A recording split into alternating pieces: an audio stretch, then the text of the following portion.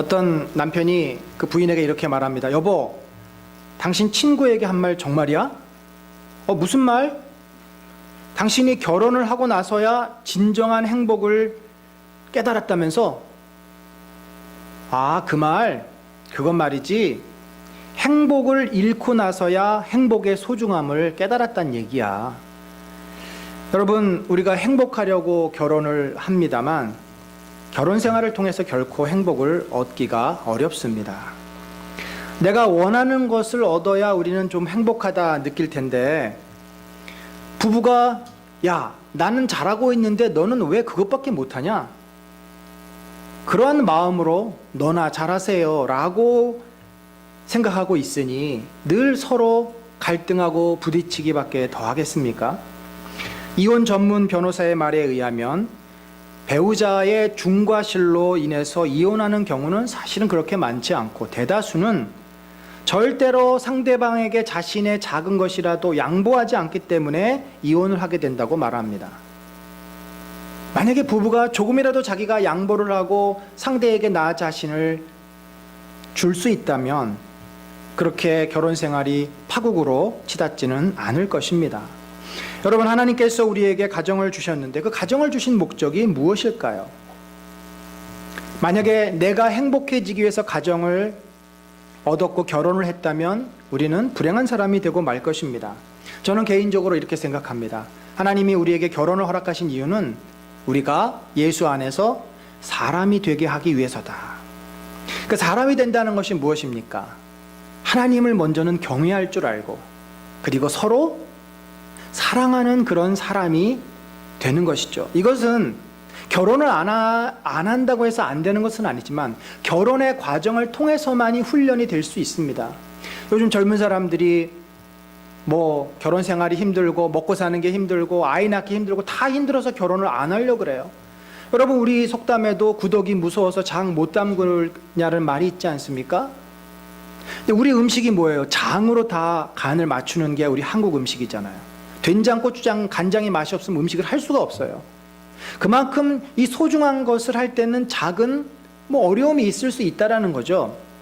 결혼이라고 하는 그 축복, 결혼을 통해서 우리에게 주님이 예비해 놓으신 그 축복을 생각하지 못하고 결혼이 주는 힘든 것만 생각하다 보니까 요즘 젊은 사람들이 결혼을 부담스러워해요. 여러분, 결혼을 하지 않으면요, 우리는 나의 이 껍질을 깨고 나의 울타리를 벗어나는 것이 너무 힘듭니다. 늘 내 안에 갇혀서 살아야 돼요. 다른 말로 하면 공동체를 경험하기가 참 힘듭니다. 근데 결혼을 하게 되면 우리는 어쩔 수 없이 함께 살아야 하고 함께 고민해야 되고 갈등해야 되고 부딪혀야 하기 때문에 그 속에서 공동체가 무엇인지를 알게 되면 연합을 경험합니다. 오늘 우리는 결혼의 목적이 나 자신이 행복하기 위해서가 아니라 이 연합을 통해서 공동체를 경험함으로써 우리가 이 세상에서 하나님의 자녀로 살 수 있도록 결혼을 허락하셨음을 이 말씀을 통해서 보기를 원합니다. 그래서 바울이 결혼을 설명할 때는 예수 그리스도와 교회의 관계로 결혼을 설명해요.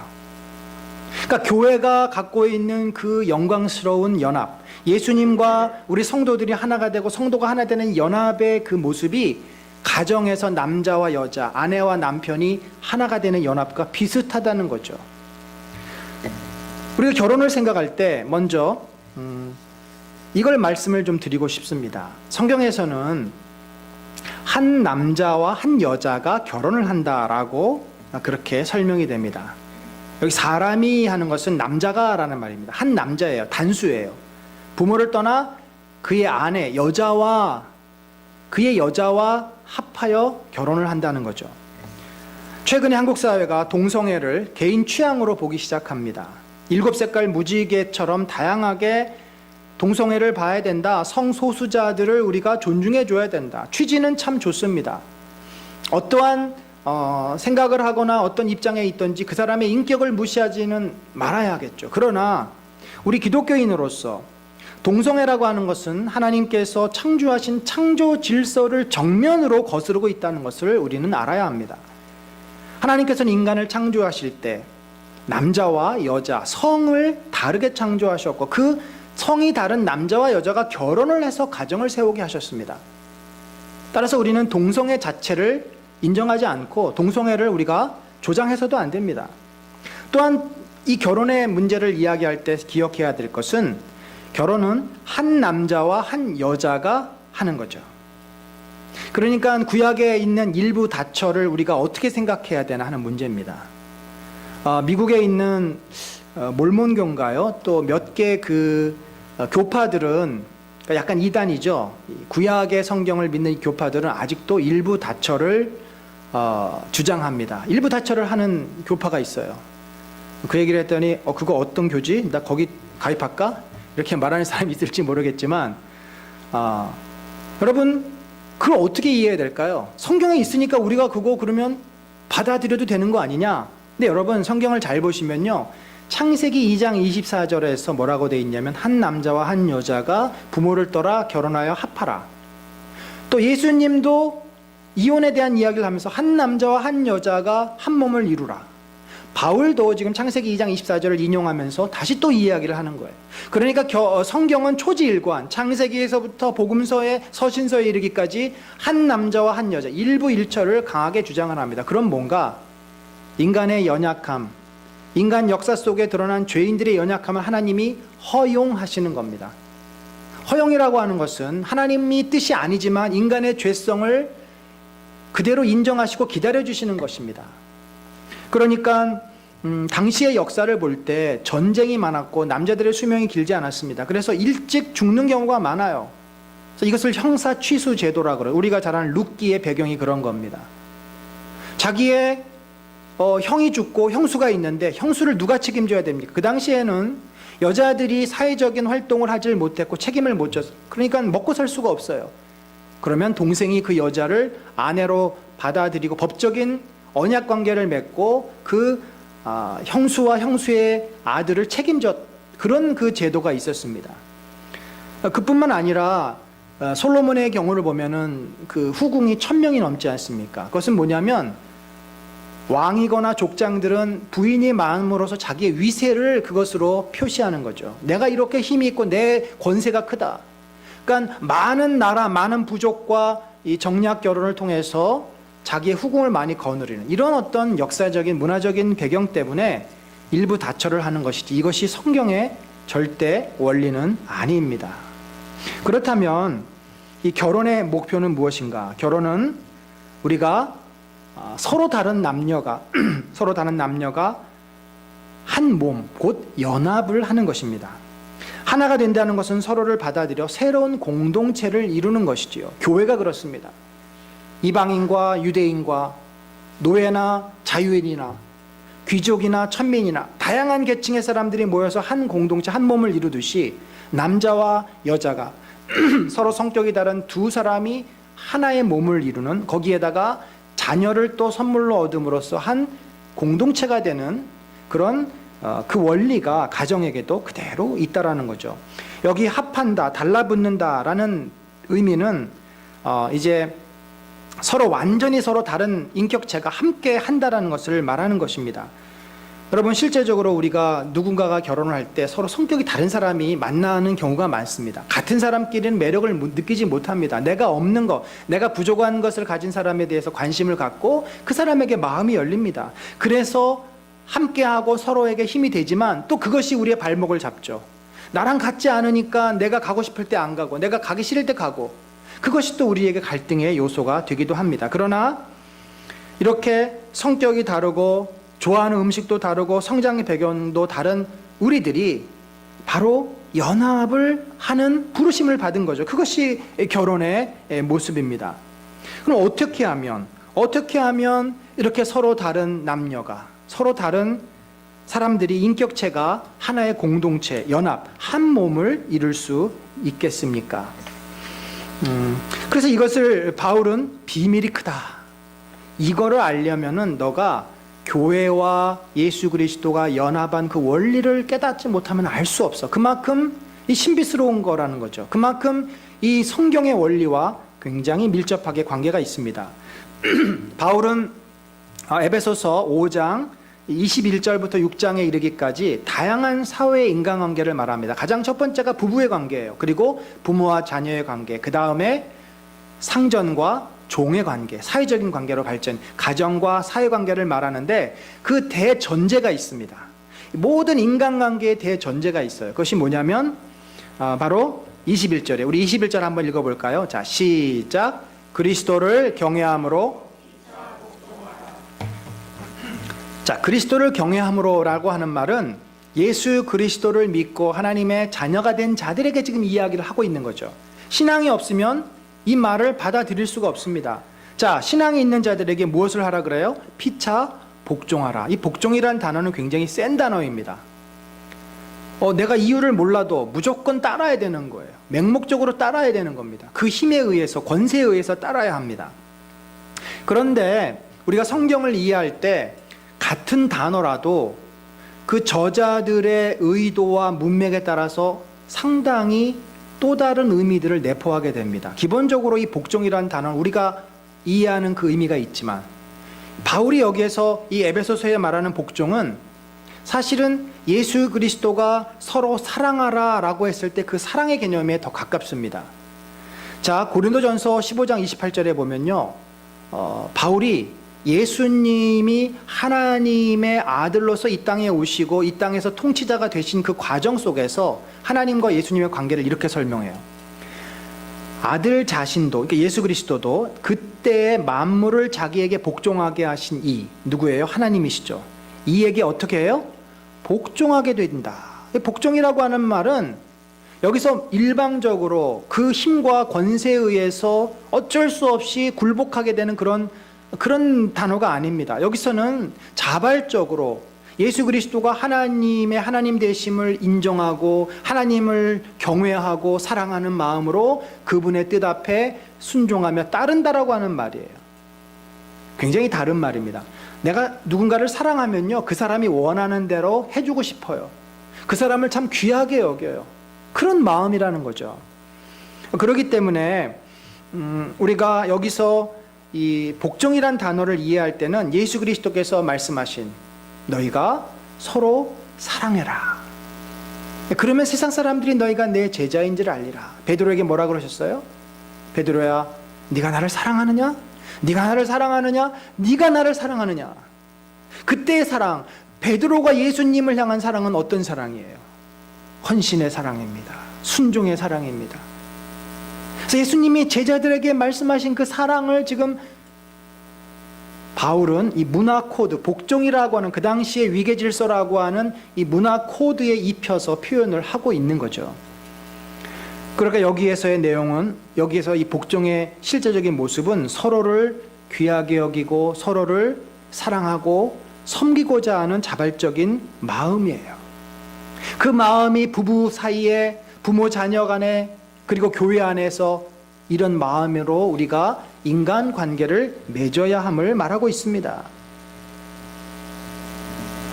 당시에 이 말이 여자들에게는 그렇게 어려운 말이 아니에요. 여자들은 당시에 하인보다 조금 나은 취급을 받았습니다. 그러나 남자들에게는 이 말이, 복종하라 하는 말이 너무나도 낯설고 무례하고 말도 안 되는 거였어요. 당시에 여자는요, 남자들에게 마땅히 복종해야 되고 남자에게 가르침을 받아야 되는 존재입니다. 여자는 하인보다 조금 나을 뿐이에요. 하인뿐만 아니라 여자도 남자의 재산이었습니다. 그래서 남자가 만약에 마음에 안 들면 식사를 위해서 준비했는데 조금 태웠다고 해서 너 이혼이야, 이혼을 당장 시킬 수 있었습니다. 자기의 부인은 아이를 낳아주는 기계에 불과하고 가정을 지키는 대상에 불과합니다. 인권도 투표권도 교육받을 권리도 없었습니다. 요세푸스는 이렇게 여자를 묘사했습니다. 여자는 열등한 존재이기 때문에 남자에게 무조건 복종하고 그 여자들을 가르치면서 데리고 살아야 한다. 다른 기록에 의하면 당시 자유인들은 자녀를 갖기 위해서 부인을 두고 쾌락을 위해서는 정부를 두고 파티를 위해서는 매춘부를 불렀다라고 말을 합니다. 그러니까 여자나 아이들이나 종들은 남자들에게 절대적으로 복종해야 됐고, 그것이 그 가정의 이러한 질서가 사회도 안정되게 만든다고 생각을 합니다. 그런데 기독교에서는 어떻게 가르쳤어요? 노예나 아이들이나 여자들을 아주 귀하게 여깁니다. 예수님이 그들을 존중했습니다. 그래서 당시 로마 사회에서 기독교는 사회 질서를 어지럽히고 파괴하는 종교로 받아들여졌던 거죠. 여러분, 바울이 당시에 이 사회적인 통념과 정면으로 부딪히면서까지 서로 복종하고 섬기라고 말한 이유가 뭘까요? 왜 그런 말을 했을까요? 그것은 우리가요, 예수 그리스도 안에서 새로운 피조물이 되었기 때문입니다. 바울은 엔크리스토라는 말, 예수 안에서라는 말을 참 많이 씁니다. 그리고 새로운 피조물, 새롭다라고 하는 말도 많이 써요. 예수님은 자신이 하나님이시고 예수님은 자신이 새로운 존재이기 때문에 그냥 그렇게 인생들을 향해서 사랑하셨고 인생들을 향해서 보여주셨어요. 근데 바울은 자신이 죄인에서 하나님의 종으로 부르심을 받아서 새롭게 경험된 사람 아닙니까? 그러니까 이 경험을 그렇게 했기 때문에 자기는 그렇게 되지 않으면 내가 죄인으로 살 수밖에 없다는 것을 너무나 잘 알아요. 바울은 그래서 나도 죄인이었지만 예수님을 만나서 새로운 피조물이 되었다. 그전에는 내가 이방인들을 잡아쳐 죽였다. 예수 그리스도를 믿는 자들을 잡아다가 감옥에 가두었다. 그런데 이제는 예수님을 내가 만나고 나니 그 이방인들이 얼마나 귀하고 그들을 하나님이 얼마나 사랑하는지 내가 알게 되었다. 노예들을 하나님께서 결코 무시하지 않는 것을 알았다. 우리가 예수 그리스도 안에 있으면 지위, 고와 사회적인 신분 모든 것을 막론하고 우리는 누가 됩니까? 하나님의 존귀함을 여기심, 하나님이 가장 사랑하시고 귀하게 여기는 하나님의 자녀가 된다는 거죠. 바울은 실제적으로 종이었던 오네시모, 빌레몬 가정의 종이었던 오네시모가 무슨 이유에선지 그 주인을 배반하고 그 주인의 큰 재산을 가지고 멀리 떠났다가 바울을 만납니다. 로마에서 바울을 만나 그의 돕는 자가 됩니다. 그리고 나서 바울은 너가 잘못을 저질렀기 때문에, 그 당시에 노예가 도망가다 잡히면 사형입니다. 너가 잘못을 했기 때문에 너 주인에게 돌아가서 용서를 받고 네가 자유인의 신분을 얻어서 다시 나에게 와라. 그리고 그에게 편지를 써서 보내줍니다. 그게 바로 빌레몬서죠. 빌레몬이여, 이 오네시모를 더 이상 종으로 여기지 말고 형제로 받아주십시오. 나는 당신이 그를 그렇게 받아주리라 믿습니다. 당신은 정말 사랑이 많은 자입니다. 네가 그전에는 나에게 무익한 자였지만 이제는 나의 동역자가 되었습니다. 바울은 갈라디아서 5장 13절에 오직 사랑으로 서로 종노릇하라. 그러니까 사랑이라는 말과 종노릇은 서로 깊은 연관이 있습니다. 이 시대가 말하는 인스턴트 사랑하고는 너무 다른 개념이죠. 바울이 말하는 사랑은 예수 그리스도가 우리를 위해서 자기 자신을 희생한 그런 사랑입니다. 부부는 서로를 내가 섬김을 받을 대상이 아니라 저 사람이 나한테 뭘 해줄까, 이번 결혼기념일날 나한테 뭘 해줄까 늘 기대하고 바라고 원하는 대상이 아니라 내가 저 사람을 위해서 무엇을 해줄 수 있을까를 항상 고민하고 생각하고 그렇게 섬기는 대상으로 살라고 지금 말씀을 주는 거죠. 이런 대전제 가운데 바울은 먼저 여자에게 한 번 더 권면을 합니다. 여자들이여, 아내들이여 자기 남편에게 복종하기를 주께 하듯 하라. 33절에는 아내도 자기 남편을 존경하라. 자, 여기 본문에 보면요, 원문에는 이 복종이란 단어가 없어요. 원문의 내용은요, 그대로 직역을 하면은 여자들이여 주님에게와 같이 남자들에게 이렇게만 돼 있어요. 그러니까 동사가 없습니다. 여자들이여 주님에게와 같이 남자들에게. 그럼 뭐 어떻게 하라는 거예요? 그래서 이 성경 해석할 때 그 복종하라, 21절의 단어를 땡겨와서 복종하라라는 말을 20절에 씁니다만, 아무리 봐도 제가 문맥에서 볼 때 여기서의 키포인트는 복종이라는 단어에 있지 않아요. 복종이라는 이미 개념을 바울이 21절에서 언급했습니다. 여기는 왜 그 말을 빼고 굳이 주님에게와 같이 라는 말을 썼을까요? 그러니까 바울이 지금 기대하는 것은 뭐냐면, 여자들이 남자들을 대할 때 교회가 교회의 머리이신 예수 그리스도를 대하듯이 가정의 머리인 남자를 남자로 인정하고 가정의 머리로 인정하라는 겁니다. 그러니까 우리가 주님을 어떻게 대합니까? 가볍게 대하지 않잖아요. 예수 그리스도를 우리는 진심으로 대합니다. 믿음으로 대합니다. 그러한 마음으로 남편을 대하라는 겁니다. 왜냐하면 왜 그렇게 대해야 하죠? 하나님께서 남편들을 가정의 머리로 세우셨기 때문입니다. 이것을 질서라고 이야기합니다. 사실 질서를 놓고 보면 하나님이 먼저 계시고 예수 그리스도가 있고 예수 그리스도는 교회의 머리고 또 교회 안에는 성도가 있고 이런 질서가 있지 않습니까? 질서라는 것은 어떠한 능력이나 크기의 차이가 있어서가 아니라 하나님이 이 세상을 운행하시는 법칙으로 세우신 것입니다. 하나님과 예수님이 차등에 있는 분이에요? 아니잖아요. 동등하신 분이에요. 그런 의미에서 가정의 머리를 남자로 세우신 것은 질서를 주신 것이지 남자가 여자보다 능력이 많아서가 결코 아니라는 겁니다. 그런데 실제적으로 우리가 경험되는 것은 여자분들 입장에서 아니 남편들이 남편 노릇을 제대로 해야 내가 존중도 하고 밥이라도 한 끼 더 잘해주지, 남편이 맨날 술 먹고 늦게 들어오고 애들 신경도 안 쓰고 월급도 쥐꼬리만큼 받아와가지고 내가 어떻게 남편을 이렇게 예수님처럼 높이냐는 말이지. 여러분, 우리가 인간적으로는, 그러니까 세상의 가치관으로는 그런 말을 할 수 있죠. 다른 남편들은 아내들을 호강시키고 여행도 보내고 이런다는데 도대체 내 남편은 뭐 하는 거야? 우리는 늘 나 중심의 생각, 기브 앤 테이크의 생각, 나는 이렇게 열심히 애들 돌보고 키우는데 너는 뭐 하고 있냐? 합리적인 생각으로 볼 때 우리에게는 늘 문제가 생깁니다. 그런데 성경은 전혀 다른 이야기를 해요.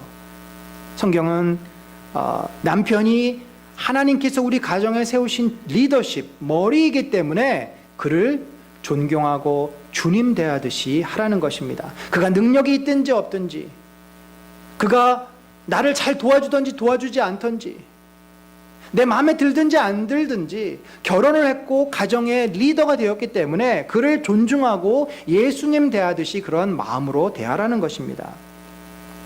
우리 사랑하는 자매님들, 좀 때로는 남자들이 하는 일이 어리숙하고 좀 말이 안 되는 짓들을 해도 그냥 좀 따라와 주셨으면 좋겠습니다.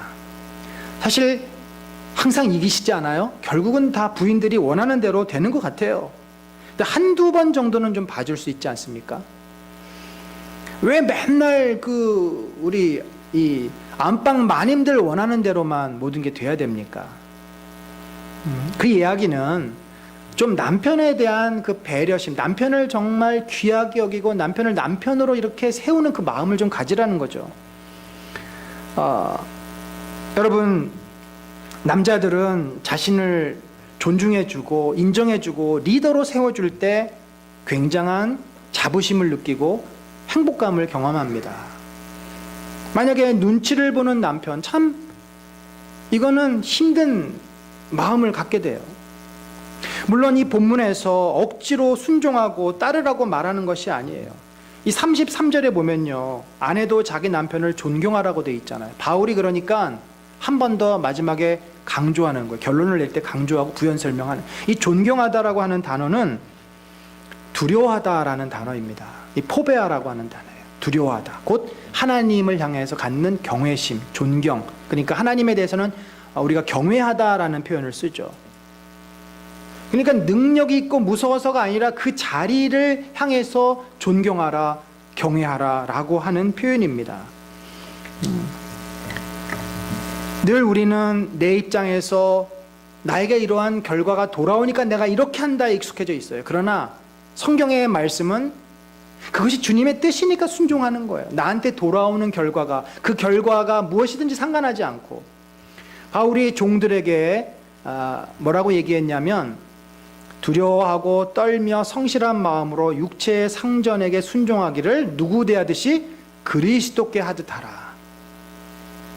그리스도께 하듯 하라. 그리스도를 대할 때, 우리가 예수님을 대할 때는 두려워하는 마음이 있잖아요. 떠는 마음이 있어요. 그리고 성실한 마음, 진실한 마음으로 해요. 주님 앞에 거짓말하지 않아요. 그렇듯이 너희 육체의 상전에게도 하라는 겁니다.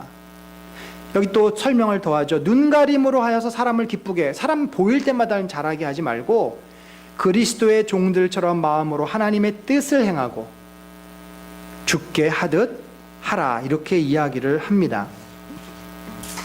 여러분, 우리가 내가 남편을 지금 어떻게 대하고 있고 남편을 어떻게 생각하고 있는지를 아시려면 내가 예수님을 어떻게 대하고 있는지를 보시면 돼요.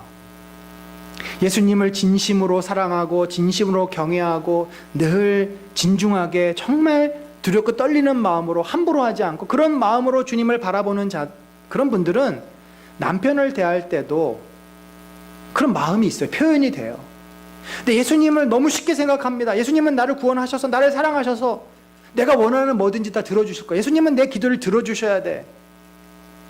마치 내 은행인 것처럼 내 수호천사인 것처럼 그렇게 예수님을 쉽게 생각하면요, 남편들도 그렇게 쉽게 생각합니다.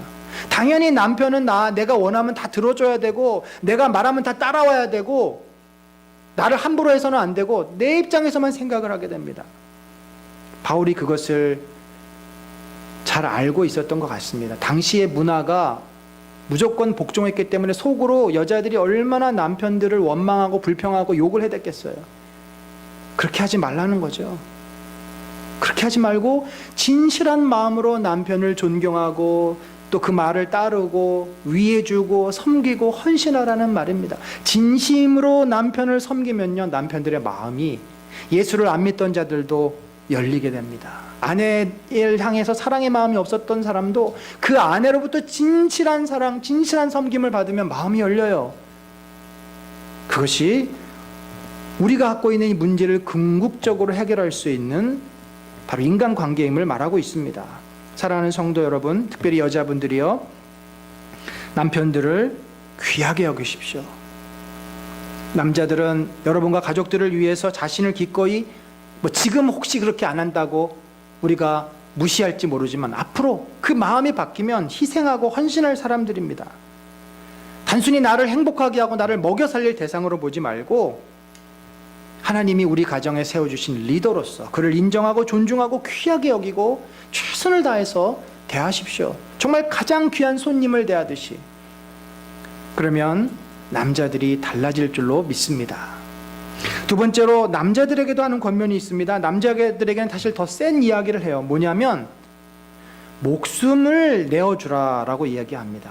그리스도께서 교회를 사랑하시고 교회를 위해서 자신을 주신 같이 어떻게 하라는 거예요? 자신의 목숨까지도 주라는 거죠. 근데 여러분, 실제로 목숨까지 주기는 쉽지가 않습니다.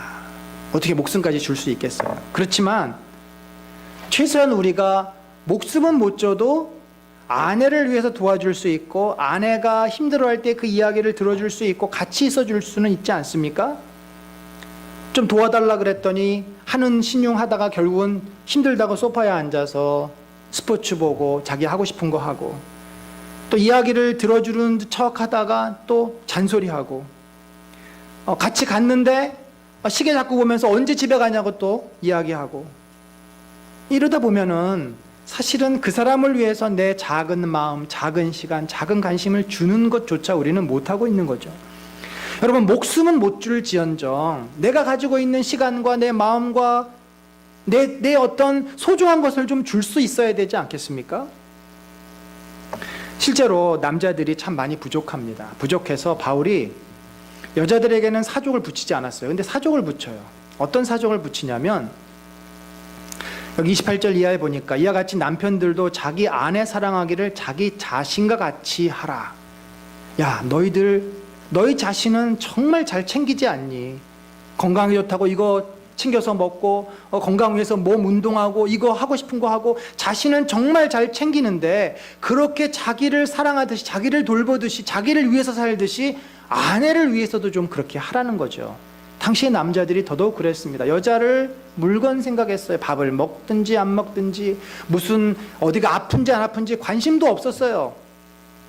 여러분, 여자들이 제일 힘들어하는 것이 남자들의 무심함입니다. 무심함. 관심을 보이지 않는 마음. 말로 천냥빚을 갚는다고 하지 않습니까? 남자들이 이 공감 반영을 해주면 참 좋은데 참 어려워요. 어렵습니다. 물론 현실을 놓고 볼 때 예수님의 말씀처럼 예수님이 교회를 사랑하는 것처럼 이렇게 전적으로 헌신하고 자기를 줄 수 있는 사랑을 남자들 가운데 누가 할 수 있겠습니까? 누가 하겠어요? 솔직히 할 사람이 거의 없습니다. 못해요. 남자들은 속도 좁고요, 이기적이고 공감 능력도 없고 못합니다. 그러면서 이제 사랑한다고 뭐 선물도 사주고 뭐 같이 가주지만 결국은 속을 더 긁어요. 하는 신용만 하니까, 진정성이 없기 때문에. 또 어떻게 하는지도 잘 몰라요. 사실 다 제 얘기하는 거예요. 제가 이제 그랬어요. 뭐 지금도 가끔씩은 그럽니다만, 우리가 진심으로 아내들을 사랑하려면 사랑이 뭔지를 알아야 돼요. 경험을 해봤어야죠, 사랑이 뭔지를. 그래서 우리에게 필요한 것이 뭐냐면 예수 그리스도를 잘 믿는 겁니다. 믿는다라고 하는 것은 그분의 사랑을 경험하는 거예요. 보세요, 예수님이 우리를 얼마나 사랑하셨습니까? 복음서에서 보면 예수님이 소경을, 귀신 들린 자를, 안진뱅이를 얼마나 안타까워하시고 그들을 긍휼히 여기시고 그들에게 사랑을 베푸십니까? 일부러 예수님은 사마리아라고 하는 곳에 가서 그 수가성 여인을 만나시잖아요. 일부러 시간을 허비하고 그 더운 낮에 얼마나 피곤해요. 일부러 가시는 거예요. 그게 사랑이에요. 예수님은 구구절절 사랑으로 움직이시고 사랑으로 행동하시고 사랑을 베풀어 주시고, 그게 예수님이십니다. 그 사랑을 우리가 경험하고 있어요. 모를 뿐이지. 여러분, 예수님이 우리를 사랑해 주십니다. 사랑해 주시면 우리도 사랑할 수 있어요. 조금씩 할 수 있습니다. 예수님이 나를 사랑해 주심을 깨닫고 경험하면 내 마음이, 찬 마음이, 무심한 마음이 따뜻해지고 마음이 열려요. 그래서 아내에게 내가 별로 좋아하지 않는 것도 집사람이 좋아하면 같이 하게 되고, 마트 가는 거, 쇼핑 가는 거 정말 싫지만 같이 가서 기다려주고, 피곤하지만 이야기 들어주고, 때로는 낯간지럽지만 사랑한다고 말도 하고 손도 잡아주고 껴안아주기도 하고, 이렇게 하는 거죠. 이렇게 사랑을 배워가고 조금씩 표현해 가면서 나도 변하고 아내도 변하는 겁니다. 여러분, 우리가 남자들이 여자들, 아내들을 진심으로 사랑하고 귀하게 여기면, 그래서 정말 남편이 남의 편이 아니라 우리 아내의 편, 내 사람, 나를 이 세상에서 가장 사랑하는 사람이라는 확신을 갖게 되면 아내들은 정말 행복해합니다. 그리고 인생의 살맛을 느낍니다. 아무리 어렵고 힘든 일이 있어도 그것을 다 감당해냅니다. 그래서 우리 남자들은 일보다도, 남자들에게 일이 중요하지만 일보다도 더 소중한 것이 아내이어야 합니다. 그것을 느낄 수 있도록 표현하시고 그렇게 마음에 품기를 간절히 축원합니다. 이제 말씀을 맺겠습니다. 우리가 결혼을 하고 가정을 세우는 목적은 내가 행복해지기 위해서가 아닙니다. 바로 너와 내가 연합하여서 한 몸을 이루기 위해서입니다. 그 한 몸은 내가 아니라 우리입니다. 변화된 나예요. 바로 예수 그리스도를 닮은 나이고, 예수 그리스도 안에서 세상을 감당해내고 세상 속에서 성도로 살아갈 수 있는 나입니다. 그렇기 때문에 우리는 결혼 생활 가운데 서로 노력해야 합니다. 나를 주장하기보다 내가 하고 싶은 대로 요구하기보다 상대를 배려하고 서로 존중해 줘야 합니다. 물론 이러한 힘이, 이러한 모습이 우리에게 없습니다. 없기 때문에 진심으로 예수 그리스도를 먼저 사랑하고 예수 그리스도의 은혜를 마음껏 누리세요. 예수 그리스도의 사랑을 알지 못하면 내가 사랑을 절대 할 수 없습니다. 그래서 우리가 예배를 통해서, 기도 생활을 통해서, 말씀 생활을 통해서 계속 예수 그리스도를 묵상하고 예수 그리스도를 만나야 합니다. 주님이 깨닫게 하시고 주신 그 은혜와 사랑으로 서로를 배려하고 존중하십시오. 아내들이여, 남편들을 귀하게 여기세요. 진심으로 존중하십시오. 그 이야기를 흘러 듣지 말고 남편이 무엇을 원하는지, 어떤 상태인지 잘 읽어보십시오. 가장 귀한 손님 대하듯이 그렇게 대접해 주시기를 바랍니다. 남자들이여, 아내를 최고의 가치로 여기세요. 아내를 위해서 정말 나의 모든 것을 줄 수 있을 만큼 그런 열린 마음으로 아내들을 섬기고 사랑하시기를 바랍니다. 여러분, 우리 가정이 이렇게 서로를 배려하고 서로를 존중해주는 가정이 된다고 한다면, 저는 우리 가정이 예수님께서 함께 하시는 작은 천국이 될 줄로 믿습니다. 사실 우리가 세상을 살아가는 것이 쉽지 않습니다. 외롭고 힘들고 지치고 마음이 때로 무너질 때도 있고, 어디 가서 우리의 외로운 마음, 지친 영혼, 무너진 마음을 회복할 수 있겠습니까? 가정이 그 역할을 해야 합니다. 가정이 안 돼서 교회에 와서 눈물을 흘리며 기도하는 성도들도 물론 있습니다. 그러나 우리가 교회에서 영적으로 회복이 되면 정말 궁극적으로는 가정들이 회복이 돼야 돼요. 그래야 우리가 이 세상에서 성도로 살아갑니다. 저는 개인적으로 그렇게 믿습니다. 왜 한국교회가 이렇게 무너져 가는가? 가정이 무너져 있기 때문에 그렇습니다.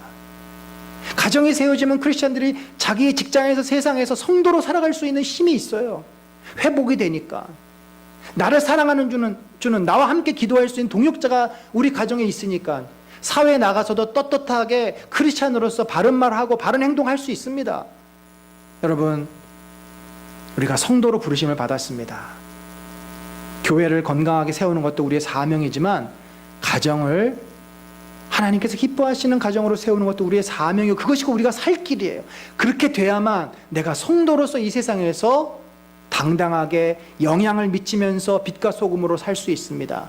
그러한 복된 은혜가 우리 교회 위에, 여러분의 가정 위에 넘치시기를 간절히 축원합니다. 하나님 아버지.